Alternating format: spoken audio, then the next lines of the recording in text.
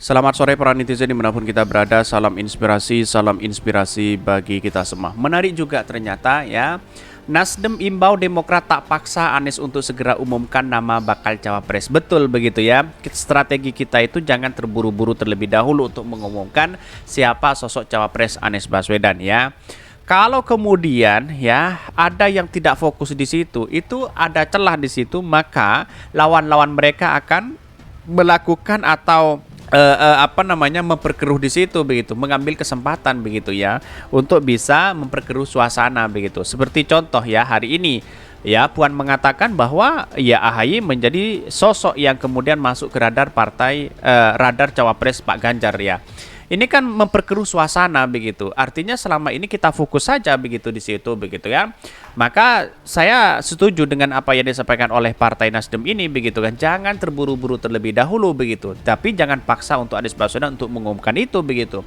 Tapi saya rasa lihat saja perkembangan dari waktu ke waktu. Kita punya strategi masing-masing di situ. Tapi lihat saja bagaimana perkembangan hari ini, strateginya itu jangan terburu-buru terlebih dahulu begitu kan. Bisa saja cawapres yang sudah digodok itu akan beralih begitu ya, satu nama begitu ya. Bisa saja berubah karena ini adalah proses demokrasi kita akan dinamis begitu ya. Ya kita lihat saja bagaimana nanti dari PDIP terus kemudian dari Gerindra misalnya begitu kan bisa menawarkan siapa sosok di situ. Tapi kan sudah terbaca begitu ya. Mari kita baca terlebih dahulu komentar-komentar netizen seperti ini. Ini komentar-komentar netizen ya, Nasdem imbau Demokrat tak paksa Anies ya untuk segera umumkan nama bakal cawapres ya. Banyak sekali pro dan kontra begitu. Nggak bisa bayangin kalau Pak Anies jadi presiden dan Demokrat menginginkan sesuatu, main ancam nggak ya? Ini banyak sekali pro dan kontra begitu. Saya rasa masih solid begitu kan ya. Mungkin karena media itu adalah ada spekulasi di situ begitu kan. Mending ya jangan terburu-buru terlebih dahulu begitu ya. Apalagi kepada Partai Demokrat begitu ya. Mending langsung keluar saja Demokrat, udah ada gejala jegal dalam. Banyak sekali pro dan kontra begitu ya. Ya bisa saja apa yang disampaikan Pak Mahfud itu benar terjadi begitu. Jangan sampai sesama partai saling jegal menjegal begitu ya. Ini hajana wacana kalangan bawah dan mencoba berasumsi dan menduga-duga, dan bahwa hebatnya media blow up ya, seolah ini sudah benar dan kredibel. Haha. Elit politik di atas aman aja dan masih solid, maka mereka ketawa ngelihat tingkah pola orang-orang ini yang gosip. Betul begitu kan? Kenapa saya berasumsi jangan terburu-buru terlebih dahulu? Karena apa? Karena di satu sisi melihat bahwa koalisi perubahan solid begitu kan. Bagaimana dengan adanya solid seperti itu bisa bernuansa pecah di situ ya, ambil kesempatan di situ begitu kan, membuat narasi-narasi yang tidak baik ya. Jangan yang kemudian menjadi provokasi di situ begitu. Partai kita harus sabar di situ dalam strategi politik kita begitu kan, jangan sampai terkecoh kedua kalinya, kira-kira seperti itu begitu. Ini hanya wacana di kalangan bawah saja, kerjaan kader-kader penakut ya. Ini lama jadi oposisi itu harusnya menjadi partai yang kokoh dan garang dan bikin lawan-lawan mikir kalau mau menghadapinya. Harusnya ya informasi yang masuk ke publik ya menyedihkan bukan meratakan. Betul begitu ya. Inilah yang kemudian jangan terburu-buru terlebih dahulu. Saya katakan sejak awal ya, Cawapres Anies Baswedan jangan terburu-buru terlebih dahulu. Kita lihat saja bagaimana perkembangannya begitu kan. Kalaupun diumumkan sekarang jangan begitu ya.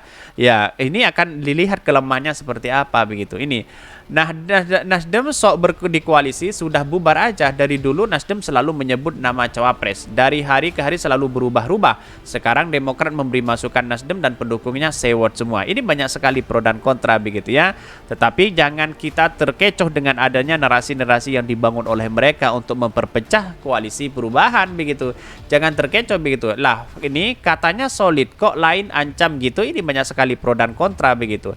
Tetapi mari kita baca terlebih dahulu beritanya seperti ini. Ini beritanya, Nasdem imbau Demokrat tak paksa Anies untuk segera umumkan nama bakal cawapres ya. Banyak sekali pro dan kontra begitu ya.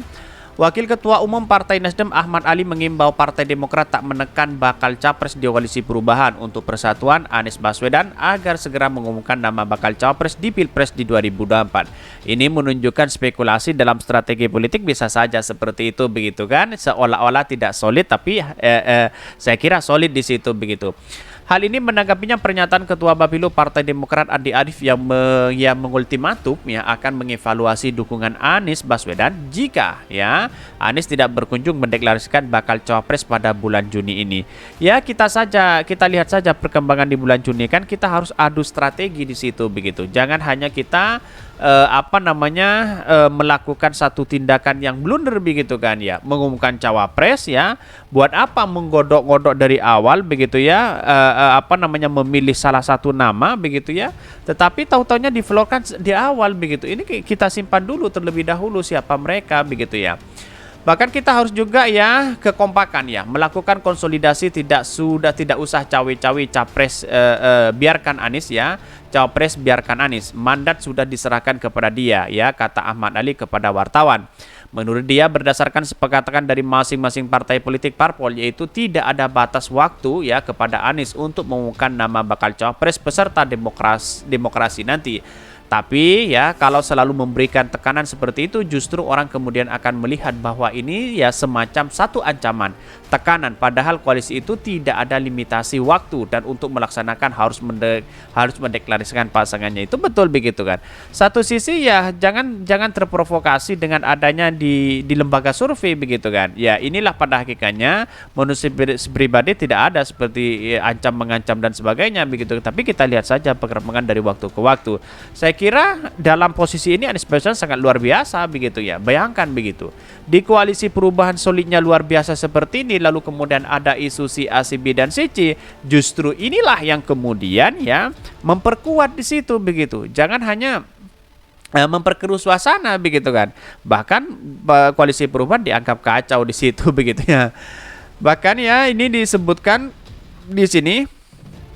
Tapi kalau selalu memberikan tekanan seperti itu, justru orang kemudian akan melihat bahwa ini semacam satu ancaman. Bahkan Ali pun mengingatkan Andi Arief ya agar tunduk pada keputusan Ketua Umum Ketum yang tertuang di Piagam Kerjasama.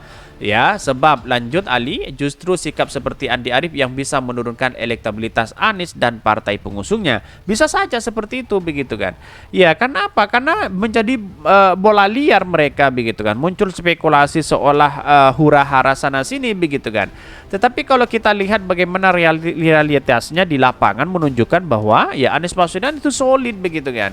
Ya jangan lagi ada cikal bakal bahwa harus kalau tidak dideklarasikan begitu. Walaupun dideklarasikan mau ngapain juga begitu ya. Ya ini kampanye masih belum dimulai dan sebagainya begitu ya. Tetapi kita lihat saja kalau lembaga survei menginginkan ya Pak Ganjar di posisi awal, tidak mungkin walaupun cawapresnya lalu kemudian dideklarasikan begitu hari ini, tidak mungkin berada di urutan pertama begitu ya. Karena di survei itu sudah disetting seperti itu kan, begitu logika kita begitu. Bahkan dalam Piagam Kerjasama itu disepakati kalau persoalan pemilihan bakal cawapres diserahkan sepenuhnya kepada Anies Baswedan. Pak Andi harus memegang teguh apa yang ditangani yang disepakati oleh Ketua Umum Piagam di koalisi itu. Ini menarik begitu kan ya. Dan sekarang saling bantah-bantahan seolah memanas apa yang terjadi selama ini antara Partai Demokrat dan Nasdem begitu kan. Tapi kita lihat saja perkembangan waktu ya, jangan terburu-buru terlebih dahulu ya untuk mendeklarasikan cawapres Anies Baswedan. Siapa sosok yang akan mendampinginya begitu kan. Ya biar saja ada sesuatu yang kemudian komunikasi yang baik kepada siapapun begitu kan. Kalau bisa celah-celah lawan kita ambil. Seperti contoh misalnya ya, bisa bermanuver begitu. Seperti Erick Thohir kita ambil sebagai posisi cawapres di Anies Baswedan. Misal ya dengan narasi-narasi itu begitu ya. Ya kenapa seolah-olah sekarang ini yang main yang bergaming atau gimmicknya yaitu seolah-olah PKS saja begitu. PKS dengan Nasdem begitu kan. Ya Nasdem menginginkan berspekulasi bisa Hovifah, bisa ini, bisa itu begitu. Sedangkan PKS bisa Sandi, bisa Akhir, bisa sana begitu. Partai Demokrat coba harus menyeimbangi itu begitu kan. Yang masuk misalnya wakilnya si A, si B dan si C, jangan terlalu serius menanggapi ini semua begitu kan. Kita harus bermanuver bagaimana ya orang-orang di luar sana strateginya bisa pecah juga begitu kan. Kalau memang tarik ulur menginginkan Erick Thohir di situ, tarik ulur juga di situ sebagai komunikasi politik di situ begitu ya, agar orang itu tidak fokus juga begitu kan. Ya ini yang sering dilakukan oleh berbagai orang dalam strategi begitu kan, hal seperti itu bisa menginginkan kemenangan begitu ya. Tapi wallahu a'lam, kemenangan itu berada di tangan rakyat Indonesia itu sendiri. Mungkin itu yang kami sampaikan. Tonton terus channel Honari Podcast hari ini karena ada berita-berita menarik dan viral setiap harinya. Salam para netizen, salam inspirasi bagi kita semua. Jangan lupa di subscribe channel YouTube Honari Podcast Rakyat ini.